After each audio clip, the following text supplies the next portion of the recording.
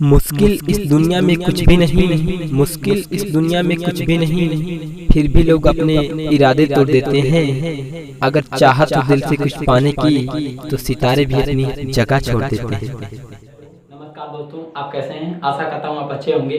तो दोस्तों, आज हम शुरू करने वाले हैं पॉलिटिक्स का एक टॉपिक जिसका नाम है अनुसूची, जिसे हम इंग्लिश में शेड्यूल कहते हैं।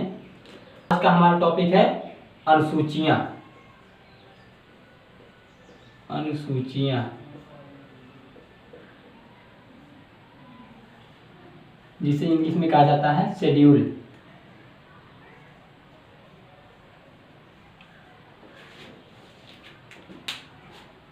अगर हम बात करें अनुसूचियाँ की, अनुसूची किसे कहते हैं? सबसे पहले हमें ये जानना होगा कि अनुसूची हम किसे कहते हैं। अगर हम बात करें अनुसूची की, तो अगर मैं सिंपल सी भाषा में ये कहूँ आपसे कि जब कोई आप बुक खोलते हैं तो उस बुक में पहले पेज पर कोई चैप्टर तो रहता नहीं, उसमें एक पेज रहता है। फर्स्ट पेज पर उस पर लिखा रहता है फर्स्ट चैप्टर में क्या है, सेकेंड चैप्टर में क्या है, थर्ड चैप्टर में क्या है। इसी प्रकार सभी चैप्टर लिखे रहते हैं, मतलब क्रम वाइज लिखा रहता है और उसमें लिखा रहता है कौन से चैप्टर में कौन सा टॉपिक है। तो उसी प्रकार जो हमारा संविधान है, इंडियन कॉन्स्टिट्यूशन है, उसमें भी ऐसे लिखा गया है कि पहले अनुसूची में क्या है, दूसरी अनुसूची में क्या है, तीसरी अनुसूची में क्या है। तो आशा करता हूँ आप समझ गए होंगे कि अनुसूची किसे कहते हैं। तो वही उसी के बारे में हम आज डिस्कस करने वाले हैं कि फर्स्ट अनुसूची में क्या है, सेकेंड अनुसूची में क्या है। इस टॉपिक से हर एग्जाम में कोई ना कोई क्वेश्चन जरूर पूछा जाता है। चलिए शुरू करते हैं। पहली अनुसूची। पहली अनुसूची में ये कहा गया है कि देश के बारे में कि इंडिया है क्या, उसमें कितने राज्य हैं, कितने यूटी हैं, मतलब कितने उसमें यूनियन टेरिटरीज हैं। ये फर्स्ट अनुसूची में कहा गया है कि कितने देश हैं और कितने राज्य हैं, कितने यूटी हैं। इसका मतलब ये होगा कि अगर कोई जिसे विदेशी इंडिया के बारे में जानना चाहे कि इंडिया है क्या, तो फर्स्ट अनुसूची को अगर वो देखेगा तो उसमें लिखा रहेगा देश क्या है, राज्य क्या है, टोटल इंडिया कहते किसे हैं, उस सभी के बारे में फर्स्ट अनुसूची में कहा गया है। अब बात करते हैं सेकंड अनुसूची की। सेकंड में ये कहा गया है कि वेतन भत्ते पेंशन किसके, आम इंसान के नहीं। ये बात करता है उन लोगों के वेतन भत्ते और पेंशन की, जैसे सुप्रीम कोर्ट के जज हुए, हाई कोर्ट के जज हुए, प्राइम मिनिस्टर हुए, प्रेसिडेंट हुए, मतलब मुख्यमंत्री, प्राइम मिनिस्टर, मुख्यमंत्री, प्रधानमंत्री और गवर्नर, इन सब के बड़े बड़े पदाधिकारियों के वेतन और भत्ते की बात करता है कौन, सेकेंड अनुसूची। ये तो आपको भले देखने में कठिन लगा, लेकिन हम आपको इसको याद करने की एक ट्रिक भी बताएंगे इसी वीडियो में, बस आप वीडियो में बने रहिए। चलिए देखते हैं तीसरी अनुसूची को। तीसरी अनुसूची में ये कहा गया है कि शपथ, ये लिखा गया है शपथ, किसकी शपथ, जो बड़े बड़े पदाधिकारी होते हैं, जैसे अभी हमने कहा प्राइम मिनिस्टर, सुप्रीम कोर्ट के जजेस, हाई कोर्ट के जज, प्रेसिडेंट, इन सबको कौन किसको शपथ दिलाएगा। प्राइम मिनिस्टर किसको शपथ दिलाते हैं, गवर्नर किसको शपथ दिलाते हैं, प्रेसिडेंट किसको शपथ दिलाता है, और हाई कोर्ट के जज को कौन शपथ दिलाएगा, सुप्रीम कोर्ट के जज को कौन शपथ दिलाएगा, उन सब के बारे में लिखा गया है तीसरी अनुसूची में। अब बात करते हैं चौथी अनुसूची की। चौथी अनुसूची में यह कहा गया है राज्यसभा का प्रतिनिधित्व। इसका मतलब ये हुआ राज्यसभा का प्रतिनिधित्व।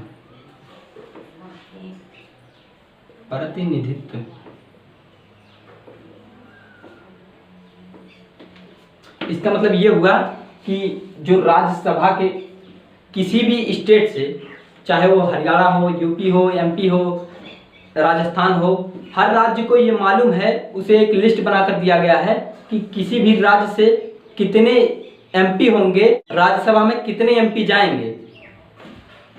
हर राज्य को ये पता है कि उसके मेंबर की कितनी संख्या है, उनको एक लिस्ट प्रदान की गई है कि total number of MP Rajya Sabha में कितने जाएंगे, हर राज्य को ये मालूम है। ये कहा गया है चौथी अनुसूची में। इसका मतलब ये हुआ चौथी अनुसूची में ये कहा गया कि राज्यसभा का प्रतिनिधित्व। आप इससे याद कर लीजिए, ठीक है। अब बात करते हैं पांचवी अनुसूची की। पांचवी अनुसूची में ये कहा गया है एससी और एसटी, एससी और एसटी की बात कही गई है 5वीं अनुसूची में। इसका मतलब ये हुआ, एससी का मतलब होता है शेड्यूल कास्ट यानी अनुसूचित जाति, और एसटी का मतलब होता है शेड्यूल ट्राइब्स यानी अनुसूचित जन। एससी का मतलब होता है शेड्यूल कास्ट और एसटी का मतलब होता है शेड्यूल ट्राइब्स, अनुसूचित जाति और अनुसूचित जनजाति। अनुसूचित जाति,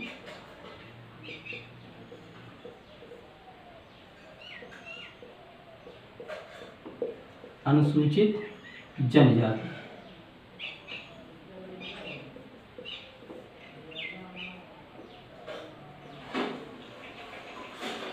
देखिए जो एससी होते हैं मतलब शेड्यूल कास्ट होते हैं, ये जो लोग हैं ये शेड्यूल कास्ट, इन्हें दबा कर रखा गया। पहले जमाने में ये शेड्यूल कास्ट के लोग ऐसे लोग थे जिनका खान पान रहन सहन आम इंसान की तरह था, हर एक चीज, हर एक ओढ़ना पहनना, इनकी जो संस्कृति थी शेड्यूल कास्ट की वो एकदम सेम आम इंसान की तरह थी, लेकिन इन्हें दबा कर रखा गया, इन्हें शेड्यूल कास्ट के अंतर्गत रखा गया। और जो एसटी वाले लोग थे मतलब अनुसूचित जनजाति के लोग थे, ये जो लोग थे ये जंगलों में रहा करते थे, इनका खाना पीना ओढ़ना सब कुछ एकदम आम इंसान से अलग था, ये अनुसूचित जनजाति के लोग आते थे।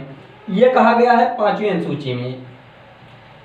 मतलब जब धीरे धीरे इंडिया विकास हुआ, इंडिया आज़ाद हुआ और इन सब के उत्थान की बात, विकास की बात और रिजर्वेशन की बात कही गई, उन सब के बारे में बात उठी, उन सब का जिक्र किया गया है 5वीं अनुसूची में।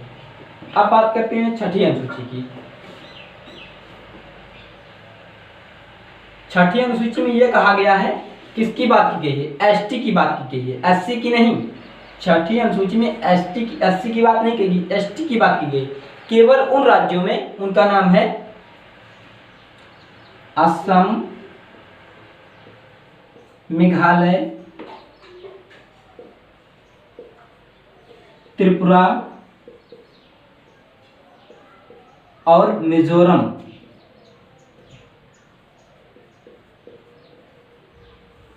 ये 4 राज्यों को, 4 राज्य के जो एसटी लोग हैं उनके रिजर्वेशन की बात कही गई है। केवल 4 राज्य हैं, असम, मेघालय, त्रिपुरा और मिजोरम, इनके एसटी की बात की गई है किसमें? 6ठी अनुसूची में। हमने कहा आपसे कि आपको भले कठिन लग रहा है लेकिन हम याद करने की आपको ट्रिक बताएं।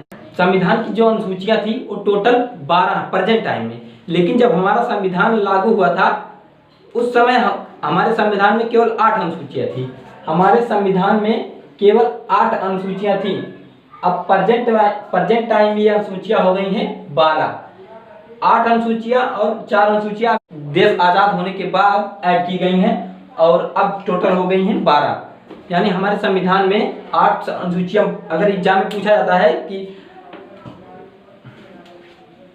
हमारे संविधान में, मूल संविधान में कितनी अनुसूचियां थी, तो उत्तर टिक करना है 8। लेकिन प्रेजेंट टाइम में हमारे संविधान में टोटल 12 अनुसूचियां हैं। हमने बात कर ली 6 अनुसूचियों की, मतलब 6 अनुसूचियों की। अब इसको एक ट्रिक याद कर लेते हैं। इसको याद करने की एक ट्रिक हमने बनाया, तो इस ट्रिक के माध्यम से हम इसको याद करते हैं। बस आप सेकंडों में आपको याद हो जाएगा, बस आप सिर्फ देखिए। जैसे देखिए फर्स्ट अनुसूची इंडिया के बारे में कहा गया कि इंडिया क्या है, उसमें कितने राज्य हैं, कितने यूटी हैं, यूनियन टेरिटरीज हैं, ये फर्स्ट अनुसूची में कहा गया। अरे आप जानते होंगे कि इंडिया एक बहुत बड़ा, दूसरी जनसंख्या के हम स्वामी हैं, इंडिया संख्या के दृष्टि से दूसरा सबसे बड़ा देश है। उसमें आप याद कर लीजिए कि उसमें बहुत से राज्य होंगे, उसमें देश के बारे में कहा गया है। आप पहली अनुसूची को ऐसे याद कर लीजिए। दूसरी की बात करते हैं वेतन और भत्ते की। देखिए वेतन का मतलब क्या होता है? वेतन का मतलब होता है पैसा। वेतन, भत्ते, पेंशन का मतलब होता है पैसा। देखिए पैसे कमाने के 2 तरीके हैं, एक पैसा शराफत से कमाया जाता है, दूसरा पैसा 2 नंबर के धंधे से। लोग नहीं कहते 2 नंबर के धंधे से पैसा कमा रहा है होता, उसका मतलब ये हुआ पैसा। देखिए यहाँ 2 है। दूसरी अनुसूची में पैसा, वेतन, भत्ते की बात की गई है। मतलब आप ऐसे याद कर लीजिए कि 2 नंबर के धंधे से भी पैसा कमाते हैं लोग। इस तरीके से आप दूसरी अनुसूची को याद कर सकते हैं। अब तीसरी की बात करते हैं शपथ। तीसरी अनुसूची में ये कहा गया शपथ। देखिए तीसरी अनुसूची का यह मतलब ये होगा, इसमें कितने अक्षर हैं? शपथ है, शपथ। देखिए शपथ, तीसरी अनुसूची की बात हुई शपथ की। अब बात करते हैं चौथी अनुसूची। चौथी अनुसूची में देखिए ये क्या लिखा है? सभा। सभा कैसे क्रिएट होती है, कहीं पर सभा कैसे बनती है? एक आदमी सभा बनती नहीं। देखिए जब 4-5 लोग इकट्ठे होते हैं तो कहते नहीं लोग क्या सभा बनाकर बैठे हुए हैं। जब 4 लोग इकट्ठे हो जाते हैं कहते हैं सभा बना लिए। मतलब यहाँ जो 4 लिखा है इसका मतलब ये हुआ, यहाँ से आप याद कर लीजिए कि जब 4 लोग इकट्ठे हो जाते हैं तो वहां पर एक सभा बन जाती है। तो चौथी अनुसूची में लिखा गया है राज्यसभा का प्रतिनिधित्व। अब बात करते हैं 5वीं अनुसूची की। 5वीं अनुसूची में बात की गई है SC और ST की। कई लोग 5 को ऐसे ही बना देते हैं S की तरीके से। आप ऐसे याद कर लीजिए कि S की बनावट जो है, 5 की बनावट S की जैसी है, 5 की बनावट S की जैसी है, तो आप SC और ST को याद कर सकते हैं। ये हुई ना बात। अब बात करते हैं 6ठी अनुसूची की। 6ठी अनुसूची में बात की गई है ST लोगों की, मतलब शेड्यूल ट्राइब लोगों की बात की गई है। किसमें? ओनली 4 राज्यों में। कौन कौन? असम, मेघालय, त्रिपुरा, मिजोरम।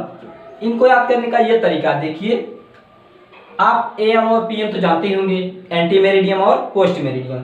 उसको आप ऐसे याद कर लीजिए AM, TM, असम, मेघालय, त्रिपुरा, मिजोरम। मणिपुर नहीं है, ये ध्यान रखना है। AM, TM, Assam, Meghalaya, Tripura, Mizoram. Exam में जब आप बैठेंगे उसमें मणिपुर भी ऑप्शन रहता है ज्यादातर, इसमें लोग कंफ्यूज हो जाते हैं, इसलिए आप ऐसे याद कर लीजिए AM, TM, असम, मेघालय, त्रिपुरा, मिजोरम। देखिए हमने 6 अनुसूचियों को देख लिया। अब देखते हैं 7वीं, 8वीं, 9वीं, 10वीं, 11वीं और 12वीं। देखिए जो ये वाली अनुसूचियां हैं, हमने कहा हमारे मूल संविधान में केवल 8 अनुसूचियां थी और 4 और ऐड की गई। जो ये 9वीं, 10वीं, 11वीं और 12वीं हैं, ये अनुसूचियों को बाद में ऐड किया गया। कैसे किया गया? इनको एक संशोधन के द्वारा ऐड किया गया। देखिए संशोधन किसे कहते हैं? अमेंडमेंट, जिसे कहा जाता है अमेंडमेंट। अमेंडमेंट का मतलब ये होता है किसी चीज को बेहतर बनाने के लिए समय आने पर उसमें जो बदलाव किया जाता है उसे कहते हैं संशोधन। जो हमारी 9वीं अनुसूची थी और 10वीं अनुसूची थी और 11वीं और 12वीं, ये सभी अनुसूचियों को बाद में ऐड किया गया, क्योंकि जो हमारा संविधान है उसमें भी देखिए समय आने पर उसमें भी बदलाव किया जाता है। जैसे देखिए अभी धारा 370 अभी हाल में जम्मू कश्मीर से हटाया गया है, आप लोग जानते भी होंगे। तो जो 9वीं अनुसूची है उसको ऐड किया गया कब? 1951 में। यही हमारा पहला संशोधन था। फर्स्ट अमेंडमेंट किया गया 9वीं अनुसूची उसमें ऐड की गई। मतलब जो पहला संशोधन किया गया कब? 1951 में। 1951 का मतलब 1951, मतलब जब हमारा संविधान बनकर 1950 में लागू हुआ। 1949 में तो बन गया था, लेकिन 1950 यानी 1950 में जब लागू हुआ उसके नेक्स्ट ईयर मतलब अगले ही साल एक संशोधन किया गया और उसमें 9वीं अनुसूची को ऐड कर दिया गया। अब बात करते हैं 10वीं अनुसूची को। 10वीं अनुसूची को ऐड किया गया कब? इसको किया गया 52वां संविधान संशोधन। मतलब पहला जो संशोधन हुआ उसमें 9वीं ऐड की गई, लेकिन उसके बाद 50 और भी हुआ, 50 और संशोधन हुआ, उसमें अलग अलग बातें कही गई। लेकिन जो 52वां संविधान संशोधन हुआ उसमें 10वीं अनुसूची को ऐड कर दिया गया। फिर उसके बाद आता है 73वां संविधान संशोधन। हमने 73वां संविधान संशोधन किया और 11वीं को ऐड कर दी। फिर उसके बाद बैक टू बैक 74वां संविधान संशोधन किया और 12वीं को ऐड कर दी। मतलब ये दोनों ये जो 11वीं अनुसूची और 12वीं अनुसूची है, इनको बैक टू बैक 73वां संविधान संशोधन और 74वां संविधान संशोधन के तहत इनको ऐड कर दिया गया। ये तो हुई बात ये जो बाद में ऐड हुई उन अनुसूचियों की। अभी हम इनके बारे में डिटेल से डिस्कस करेंगे। पहले देखते हैं 7वीं अनुसूची के बारे में। 7वीं अनुसूची का मतलब ये हुआ, उसमें ये लिखा गया है कि देखिए जैसे इंडिया एक बहुत बड़ा देश है, सेंट्रल गवर्नमेंट है यानी केंद्र सरकार है और दूसरी स्टेट गवर्नमेंट यानी राज्य सरकार। जो केंद्र सरकार और राज्य सरकार, देखिए जब ये केंद्र सरकार और राज्य सरकार मतलब जब 7वीं अनुसूची को बनाया गया तो उसमें इनके और इनके जो अलग अलग पावर थे। देखिए जो केंद्र सरकार हो, जो राज्य सरकार होती है और केंद्र सरकार पूरे देश को चलाने का जिम्मा लेती है और जो राज्य सरकार होती है वो हर राज्य का अपना एक CM होता है, मतलब एक चीफ मिनिस्टर होता है यानी मुख्यमंत्री। वो हर राज्य का होता है, और वो लोग आप जानते होंगे कि हर राज्य का एक मुख्यमंत्री होता है। तो इन सब के बारे में जब ये लोग कानून बनाएं और देश को चलाएं, उसमें कोई मतभेद ना हो, मतलब लड़ाई झगड़ा ना हो, उसके लिए इन सब के पावर को शुरुआत में ही डिस्ट्रीब्यूट कर दिया गया, मतलब उनकी शक्तियों को बांट दिया गया अलग अलग। तो जो केंद्र सरकार है उन्हीं के नाम पर एक सूची बना दी गई जिसका नाम है केंद्र सूची, और राज्य के नाम पर एक सूची बना दी गई जिसे हम कहते हैं राज्य सूची। राज्य सूची। देखिए, जब केंद्र सूची बनाई गई तो उसमें केंद्र सूची बनाई गई थी, तब उस समय इसमें 97 टॉपिक थे, मतलब 97 ऐसे विषय थे जिसमें केवल केंद्र सरकार ही काम कर सकती है। उस पर केवल केंद्र सरकार का जिम्मा होगा कि उस पर वो कानून बनाए, और अपने उस पर केवल केंद्र सरकार का जिम्मा होता था कि उस पर केवल केंद्र सरकार ही कानून बना सकती है। 97 विषय दिए गए थे, लेकिन अब प्रेजेंट टाइम में इस समय लगभग 100 से प्लस भी हो गए होंगे, ऐसे विषय हो गए हैं जिसमें केंद्र सरकार का जिम्मा है कि वो कानून बना सकती है। देखिए, केंद्र सूची के अंतर्गत बहुत ऐसे टॉपिक हैं, जैसे नेशनल हाईवे हो गया, मतलब राष्ट्रीय राजमार्ग, और जनगणना हो गया, जनगणना। ऐसे बहुत से टॉपिक हैं, बहुत से टॉपिक ऐसे बात चर्चा करेंगे तो वीडियो बहुत लंबा हो जाएगा। देखिए, नेशनल हाईवे, जनगणना और ऐसे बहुत से टॉपिक हैं। देखिए, जो जनगणना होती है इंडिया में हर 10 साल के बाद जनगणना की जाती है। वो केंद्र सरकार का जिम्मा है कि मतलब हर 10 साल के बाद केंद्र सरकार अपने देश की जनगणना कराती है। ये स्टेट का कोई जिम्मा नहीं होता कि हर स्टेट अपने राज्य का अलग अलग जनगणना कर ले, ऐसा कुछ भी नहीं होता, वो केंद्र सरकार का जिम्मा होता है। अब बात करते हैं राज्य सूची की, मतलब राज्य सरकार की। देखिए, इसमें जो टॉपिक दिए गए वो थे टोटल 66 विषय थे, लेकिन ये अब प्रेजेंट टाइम में ये हो गए हैं 61 विषय। देखिए, ये बढ़ गए और ये घट गए। देखिए, जो राज्य सूची होती है उसमें पहले 66 विषय थे, लेकिन अब घटकर 61 हो गए। अगर हम बात करें राज्य सूची की, इसमें कौन कौन से टॉपिक है, जैसे यूपीपी, यानी यूपीपी का मतलब क्या होगा, पुलिस, एसपी। हर राज्य का एक ना एक पुलिस होती है। वो अगर किसी राज्य का मतलब किसी राज्य में पुलिस की कमी हो गई या ज्यादा हो गया, उन सब के बारे में कमी या भर्ती करना होगा, तो केंद्र सरकार से नहीं कुछ कहेगा, वो सिर्फ वो राज्य सरकार का जिम्मा होगा कि उसमें कितने पुलिस को ऐड करना है, कितने को निकालना है, कैसे क्या करना है, वो केवल राज्य सरकार का जिम्मा होता है। इन सूची को राज्य सूची के अंतर्गत रखा गया।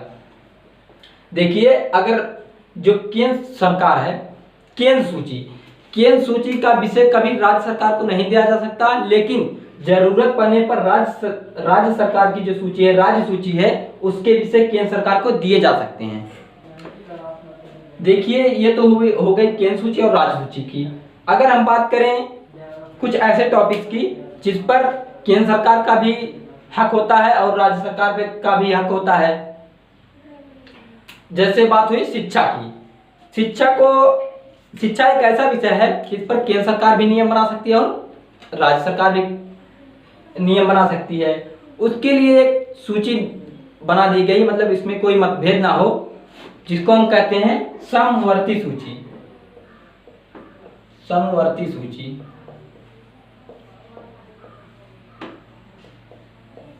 समवर्ती सूची एक ऐसा विषय है जिस पर केंद्र सरकार भी कानून बना सकती है और राज्य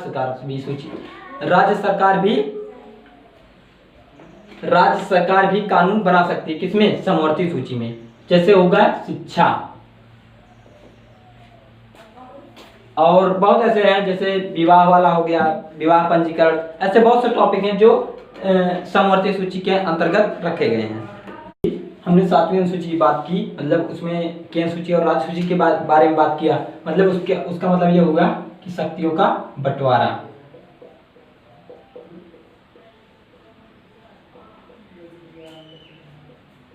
अब बात करते हैं 8वीं अनुसूची में। 8वीं अनुसूची में ये कहा गया है कि इंडिया में कितनी मानक भाषाएं हैं।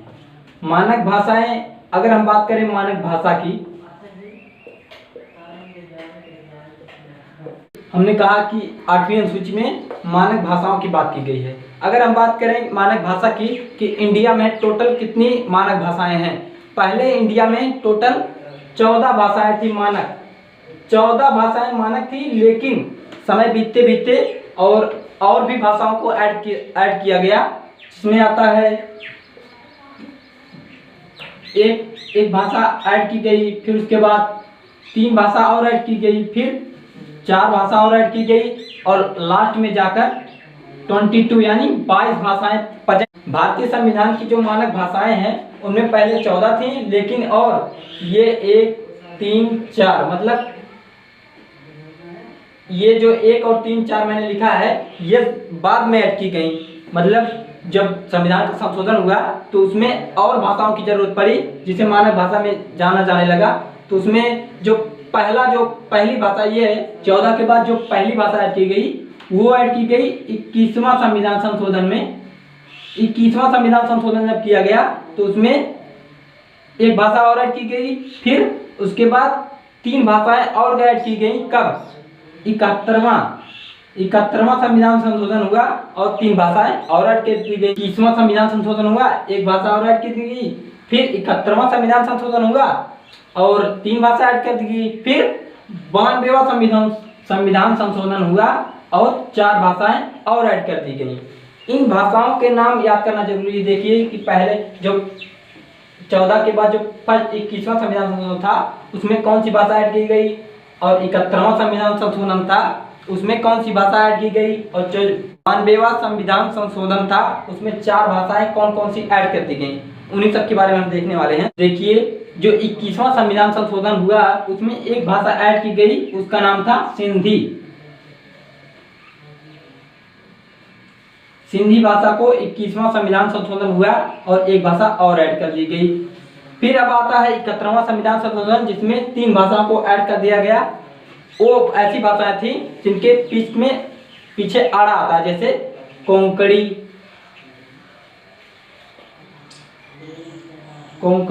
और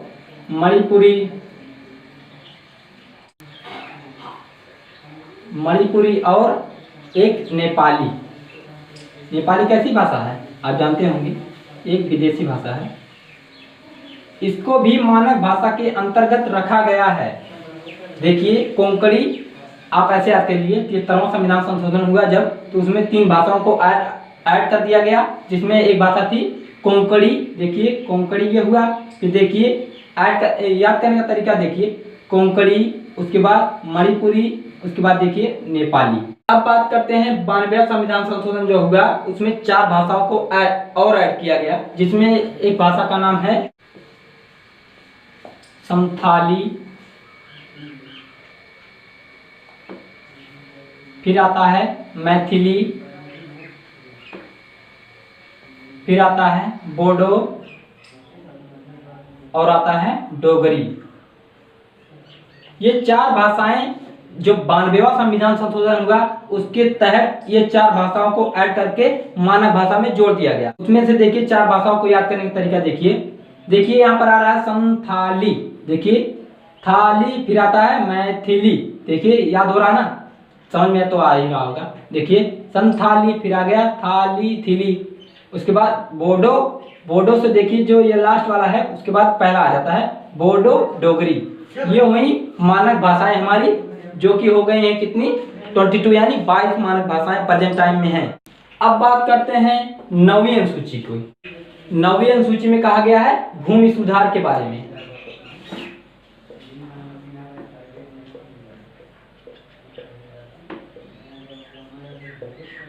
ये 9वीं अनुसूची के बारे में बात किया गया है भूमि सुधार के बारे में। 10वीं अनुसूची के बारे में कहा गया है दल बदल संबंधी व्यवस्था, दल बदल संबंधी व्यवस्था। और जो 11वीं अनुसूची है उसमें बताया गया है पंचायती राज व्यवस्था के बारे में।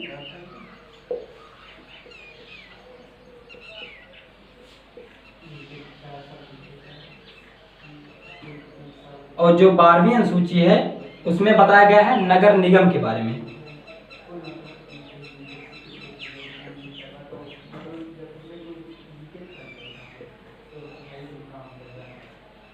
देखिए हमने बात किया 9वीं 10वीं और 11वीं और 12वीं के बारे में। देखिए जो 11वीं अनुसूची है वो बहुत इंपॉर्टेंट है। देखिए जो पंचायती राज व्यवस्था है यानी पंचायत के बारे में, ग्राम पंचायत के बारे में, उसको 11वीं अनुसूची के बारे में कहा गया है। और ये कब लागू हुआ? देखिए ये 73वां संविधान संशोधन हुआ और 11वीं को ऐड क्या दिया गया को पंचायती राज के बारे में यानी पंचायत व्यवस्था के बारे में। और इसे कब ऐड कर दिया गया? 73वां संविधान संशोधन यानी 1992 में।